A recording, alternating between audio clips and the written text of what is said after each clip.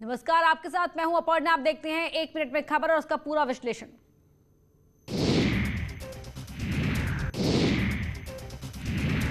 Corona से निपटने के लिए लगातार एक्शन जुटे सीएम योगी ने स्वास्थ्य विभाग को तत्काल 33,000 बेड बढ़ाने के निर्देश दिए हैं। प्रदेश में इस वक्त L1, L2, L3 के करीब 1,80,000 बेड हैं। सीएम योगी ने इसके अलावा 33,000 बेड तत्काल बढ़ाने को कहा। स्वास्थ्य विभाग और चिकित्सा शिक्षा विभाग को इसकी जिम्मेदारी दी गई है। स्वास्थ्य विभाग को 15,000 बेड और चिकित्सा शिक्षा विभाग को 18,000 बेड बढ़ाने की जिम्मेदारी दी गई है।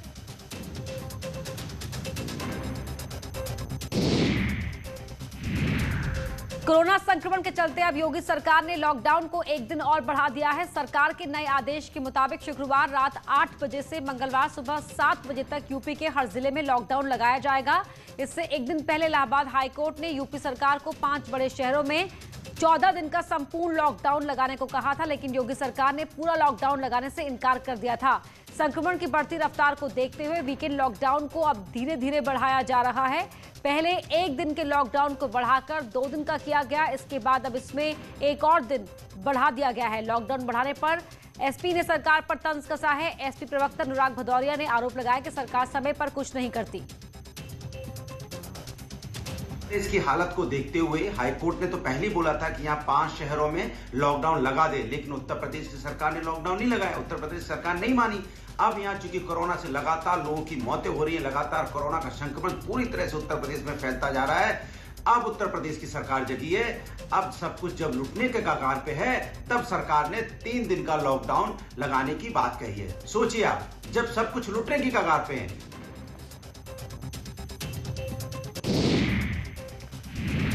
यूपी में सभी लोगों का वैक्सीन के लिए यूपी सरकार ग्लोबल टेंडरिंग करेगी। इसमें स्वदेशी और विदेशी दोनों कंपनियां टेंडर डाल सकती हैं। वैक्सीनेशन के लिए बनाई गई कमेटी ने ग्लोबल टेंडरिंग की सिफारिश की है।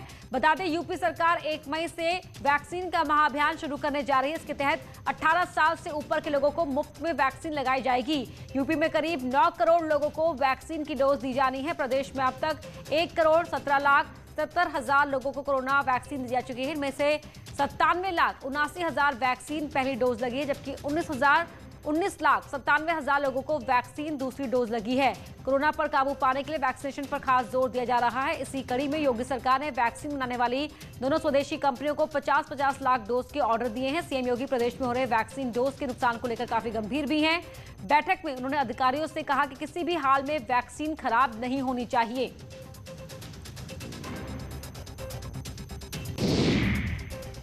देश में कोरोना का संक्रमण लगातार बढ़ता जा रहा है। रोज कोरोना के नए रिकॉर्ड बन रहे हैं। आज कोरोना के आंकड़े बढ़कर 3,80,000 के करीब पहुंच गए। तो वहीं कई दिनों की गिरावट के बाद अब उत्तर प्रदेश में भी आंकड़ों में इजाफा देखने को मिला है। प्रदेश में पिछले 24 घंटे में 35,156 नए मामले सामने आए हैं, जबकि 25,000 से ज्यादा मरीज ठीक हुए हैं। इस वक्त प्रदेश में कोरोना के 3 लाख से ज्यादा केस एक्टिव हैं।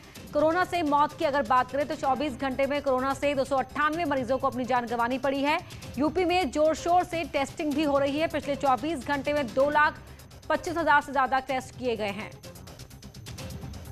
विगत 24 घंटों में संक्रमण के 35,156 नए मामले सामने आए हैं। इसी अवधि में उपचारित होकर डिस्चार्ज होने वालों की संख्या 25,613 है। इस समय प्रदेश में एक्टिव इन्फेक्शन के केसेस की कुल संख्या 3,09,237 है। माननीय मुख्यमंत्री जी ने आज एक नए निर्देश दिए हैं, जिसका कि अनुपालन प्रारंभ हो गया है कि शुक्रवार रात्रि 8 बजे से अब मंगलवार प्रातःकाल 7 बजे तक जो साप्ताहिक बंदी को एक्सटेंड किया गया है, उसका विस्तार कर दिया गया है। इस दौरान पूरे प्रदेश में गांवों में और शहरों में सैनिटाइजेशन का, साफ सफाई का, स्वच्छता का एक पूरा अभियान चलाया जाएगा। लखनऊ केजीएमयू में अब ऑक्सीजन और बेड की शॉर्टेज नहीं होगी। यूपी सरकार इसके लिए तेजी से काम कर रही है। अपर मुख्य सचिव गृह अवनीश अवस्थी ने कहा कि केजीएमयू में 700 नए बेड तैयार किए गए हैं। वहीं ऑक्सीजन की सप्लाई भी यहां बढ़ा दी गई है। कोविड से लड़ने के लिए मुख्यमंत्री जी का आदेश है कि सभी हॉस्पिटल्स में बेड दुगने किए जाएं। लगभग 750 से अधिक बेड्स केजीएमयू में अब तक तैयार कर लिए गए हैं और इसमें भरा हुआ है। सभी पेशेंट्स को जो है ऑक्सीजन की आवश्यकता होती है। उसी कड़ी में आज हम लोग ने यहाँ मौके पर आके ये जो लिंडे कंपनी है, इनसे विशेष 2 टैंकर जो है मंगाए हैं। लखनऊ के हज हाउस को कोविड अस्पताल में बदलने का काम जोर शोर से चल रहा है। डीएम अभिषेक प्रकाश ने हज हाउस पहुंचकर यहां बन रहे कोविड अस्पताल का निरीक्षण किया। इस मौके पर उन्होंने कहा कि जल्द ही ये अस्पताल शुरू हो जाएगा। बता दें कि डीआरडीओ की मदद से हज हाउस को 255 बेड के कोविड अस्पताल में तब्दील किया जा रहा है। जनपद लखनऊ में हमारे पास 5,500 से ऊपर बेड ऑलरेडी हैं, जिसमें हमारे मरीज उपचारित भी हो रहे हैं और साथ ही साथ अगले 3 से 4 दिनों में हमारे 1,000 बेड और बढ़ रहे हैं। इसके साथ ही साथ कैंसर इंस्टीट्यूट में भी एक 100 बेडेड अस्पताल बन रहा है। इसके अलावा हज हाउस पे HL और स्टेट गवर्नमेंट के माध्यम से 255 बेड का एक L2 L3 हॉस्पिटल बन रहा है, जो कि अगले 1 हफ्ते से 10 दिन के अंतर्गत इनको भी संचालित किया जाएगा। तो इससे साथ ही साथ हमारे जो बेड्स की संख्या है, इसमें लगभग 1,500 से 2,000 की और बढ़ोतरी होगी। मुरादाबाद के एक निजी कोविड अस्पताल में कुछ घंटों के अंदर 6 मरीजों की मौत के बाद हड़कंप मच गया। परिजनों ने आरोप लगाया कि अस्पताल में ऑक्सीजन की कमी के चलते मरीजों की मौत हुई है। इससे नाराज परिजनों ने अस्पताल में जमकर हंगामा किया। हंगामे की खबर मिलने के बाद पुलिस और प्रशासन के कई आला अफसर अस्पताल पहुंचे। प्रशासन ने दावा किया कि अस्पताल में ऑक्सीजन की कमी नहीं है, लेकिन 6 मरीजों की मौत कैसे हुई, इसकी सभी पहलुओं से जांच की जाएगी ताकि सही तथ्य सामने आ सके। भाई से बात करी थी सर कि भाई तुम परसों मेरे सोमवार बाद में बात तुम्हारा भाई ठीक है। अब इन्होंने सुबह रात 3 बजे भैया से बात करी, ठीक है बोले हाँ, बोली ऑक्सीजन नहीं दे रहे हैं। रात इन्होंने सुबह से देर निकल गए 6 बजे। अंदर जो स्टाफ है, नर्स अटेंडेंट है, उन्होंने बोला सर सुबह के 4 से 5 बजे के बीच में अचानक से ऑक्सीजन सप्लाई बंद हो गई थी। जो पेशेंट ऑक्सीजन सप्लाई पे थे सबकी डेथ हुई है सर अभी सुबह। बागपत में स्वास्थ्य विभाग की टीम पर हमले के मामले में पुलिस ने 5 नामजद लोगों के खिलाफ मुकदमा दर्ज कर एक आरोपी को गिरफ्तार कर लिया है। कल रमाला थाना के क्षेत्र के किरठर गांव में स्वास्थ्य विभाग की टीम पर हमला हुआ था। आरोप के मुताबिक दबंग ग्रामीणों ने कोरोना मरीजों को आइसोलेट कराने गई मेडिकल टीम पर हमला किया। इस हमले में स्वास्थ्य विभाग का ड्राइवर घायल हो गया। गांव वालों ने 2 कोरोना टेस्टिंग किट भी तोड़ दी। दबंगों ने महिला डॉक्टर और टीम प्रभारी के साथ भी धक्का मुक्की और गाली गलौज भी की थी। गांव के 10 लोगों की कोरोना रिपोर्ट पॉजिटिव आई थी, जिसके बाद स्वास्थ्य विभाग की टीम वहां पर गई थी। कोरोना के बढ़ते संक्रमण को देखते हुए यूपी में वीकली लॉकडाउन को बढ़ा दिया गया है। वहीं मुजफ्फरनगर में व्यापारियों ने सेल्फ लॉकडाउन का ऐलान कर दिया है। व्यापारियों ने अपनी दुकानों और प्रतिष्ठानों पर सेल्फ लॉकडाउन का पर्चा चिपकाकर शटर बंद कर दिया है। दरअसल सरकार ने शुक्रवार रात 8 बजे से सोमवार सुबह 7 बजे तक के वीकली लॉकडाउन को मंगलवार सुबह 7 बजे तक कर दिया है। लेकिन मुजफ्फरनगर के बिंदल मार्केट में कई व्यापारियों ने पूरे हफ्ते के लिए दुकानों को शट डाउन कर दिया है। ये कोविड-19 के चलते ये मार्केट दुकानदारों ने बंद की हुई है, क्योंकि देखो आज ये परेशानी किसी के साथ है, कल को हमारे साथ भी हो सकती है और कोई भी आदमी इसमें सेफ नहीं है। इतनी भयंकर बीमारी है। दुकानों पे लिखा हुआ है सेल्फ लॉकडाउन। हाँ, दुकानों पे इसीलिए सेल्फ लॉकडाउन लिखा हुआ है कि स्वेच्छा से बंद की हुई है। जैसे जिसको दिक्कत है उसने बंद कर दिया, जो कोई खोलना चाहता है वो खोल सकता है, अपनी अपनी सुविधा है। क्यों बंद कर रहे हैं, क्या कारण है? बंद करने का कारण यह है कि मौतें इतनी हो रही हैं, योगी और मोदी सरकार में कोई सुनवाई नहीं हो रही है। यूपी में पंचायत चुनाव के 4 चरण पूरे हो चुके हैं। आज आखिरी चरण में वोट डाले गए। कई जगह पर मारपीट और फायरिंग की भी शिकायतें मिली। इसकी वजह से मतदान कैंसिल करना पड़ा। कुछ जगहों पर उम्मीदवारों के निधन की वजह से वोटिंग टालनी पड़ी। अब 2 मई को नतीजे आएंगे। ऐसे में सबकी नजर 2 मई पर टिकी हुई है। इस बार का पंचायत चुनाव कई मायनों में खास रहा। इस बार सियासी दलों ने अपने सिंबल पर उम्मीदवार उतारे हैं। इससे चुनाव के नतीजों को लेकर काफी दिलचस्पी है, क्योंकि अगले साल विधानसभा चुनाव भी होने हैं। ऐसे में पंचायत चुनाव का रिजल्ट सूबे की भविष्य की राजनीति को लेकर संकेत दे जाएगा।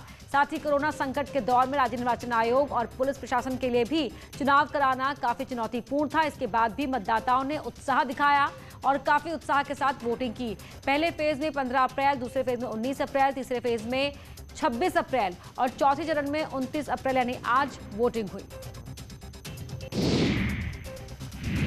पंचायत चुनाव के दौरान सीतापुर में 2 जगहों पर जमकर हंगामा हुआ। इमलिया सुल्तानपुर के हथूरी गांव में वोट को लेकर 2 पक्षों में जमकर ईंट पत्थर चले और कई राउंड फायरिंग भी हुई है।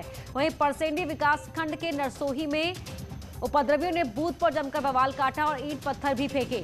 उपद्रवियों ने मतदान में इस्तेमाल हो रहे सभी सामान को तोड़ फोड़ दिया, मतपत्र फाड़ दिए, मतदान कर्मियों के साथ बदसलूकी की और मतपेटियों में पानी भर दिया। बवाल के चलते मतदान कर्मी दहशत में आकर खुद को कमरे में बंद कर लिया। हंगामे की सूचना मिलने पर एसडीएम सदर और सीओ सिटी भारी पुलिस फोर्स के साथ पहुंचे। दोनों ही अधिकारियों ने भारी पुलिस बल के साथ गांव में फ्लैग मार्च किया। बवाल के चलते करीब 3 घंटे तक वोटिंग रुकी रही। अधिकारियों के अनुरोध के बाद दोबारा वोटिंग शुरू हुई। अलीगढ़ के थाना अकराबाद क्षेत्र के आलमपुर मतदान केंद्र पर फेक वोटिंग को लेकर जमकर बवाल हुआ। जब कुछ लोग बैलेट बॉक्स लूटकर भागने की कोशिश कर रहे थे तो पुलिस ने उन्हें रोकने की कोशिश की। इस पर असामाजिक तत्वों ने पुलिस पर पथराव कर दिया। इतना ही नहीं, वो पुलिस को दौड़ा कर पीटने लगे। आक्रोशित भीड़ ने कई अफसरों की गाड़ियों में तोड़फोड़ भी की और दबंग बूथ से बैलेट बॉक्स लूट कर ले गए। पुलिस ने दबंगों का पीछा कर बैलेट बॉक्स को खेतों से बरामद कर लिया। कुछ महिलाओं ने फर्जी वोटिंग की शिकायत करते हुए पुलिसकर्मियों पर मारपीट करने का आरोप लगाया, लेकिन प्रशासन ने फर्जी वोटिंग से इनकार किया है। हमने कहा क्यों फर्जी वोट रहेंगे कि बाहर लगा धक्का मार के फिर मैं बात वाले गई तो 2 गाला पे चाहते मारे, फिर मैं नहीं तो दोनों पुलिस वाले डंडा मारो, फिर मैं जिठानी गई, जिठानी में बुलावे गई तो फिर उनके मारे, उनके 40 डंडा मारे। तुम्हारे चोट लगी है? तुम्हारे चोट लगी है? हाँ। दिखाना। चांद में त्रिस्तरीय पंचायत चुनाव के चौथे चरण के लिए मतदान के लिए लोगों में काफी उत्साह देखा गया, लेकिन ज्यादातर बूथों पर लोग कोविड-19 के नियमों का पालन करते हुए दिखाई नहीं दिए। कई मतदान केंद्रों पर जमकर सोशल डिस्टेंसिंग की धज्जियां उड़ाई गई। ये हालत तब है मथुरा में भी कोरोना कहर बरपा रहा है। मेरठ में न्यूज 18 की खबर का बड़ा असर देखने को मिला है। यहां शराब पीने से 10 लोगों की मौत के मामले में बीट कांस्टेबल और चौकी इंचार्ज को सस्पेंड कर दिया गया है। एसएसपी ने लापरवाह पुलिस वालों पर यह कार्रवाई की है। थाना इंचोली क्षेत्र के ग्राम साधारणपुर की यह घटना है। न्यूज 18 ने प्रमुखता के साथ एक खबर दिखाई थी।